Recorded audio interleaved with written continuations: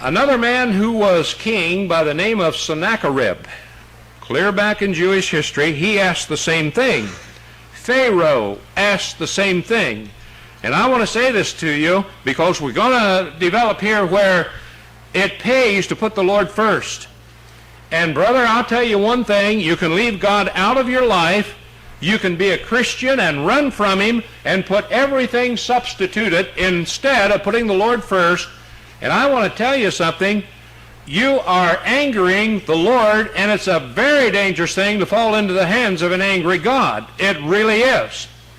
And if you think things can get in a mess in a hurry, just turn and put the Lord last. I'll tell you, it only takes 2 or 3 weeks for things to get in a mess, and it seems like it happens overnight, and it can surely do that.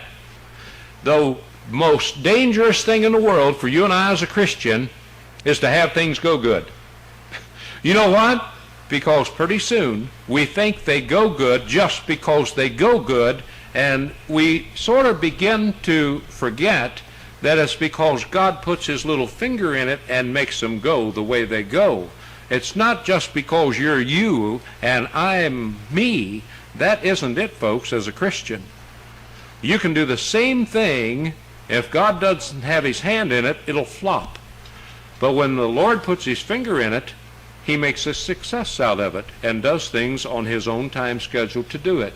And that's one of the lessons I've probably, if we could ever tell a Christian something, it would be this.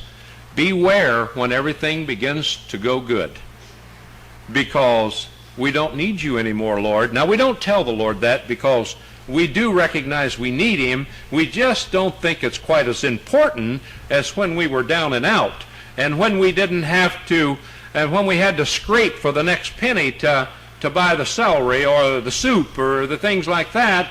Now we've got plenty, and you know, dear Lord, yes, I love you, dear Lord, but I'm pretty busy.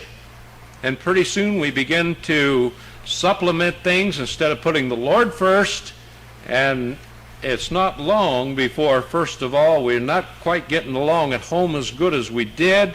More friction between husband and wife, problems with the children we didn't quite have before. Why are they happening now? Why don't things go good? And all fail to realize, how long's it been since I've been back in church? How long's it really been? Do I ever come on a Sunday night? Do I ever think it's important to maybe come on a Wednesday night when I can pray for other people and be here and hear the message on Wednesday night? Does that ever cross a person's mind? And the Lord tells us very simply, you know, sometimes I have to put a stumbling block in the way to get Christians to realize I'm the reason they are blessed the way they're blessed. He has to do that to us.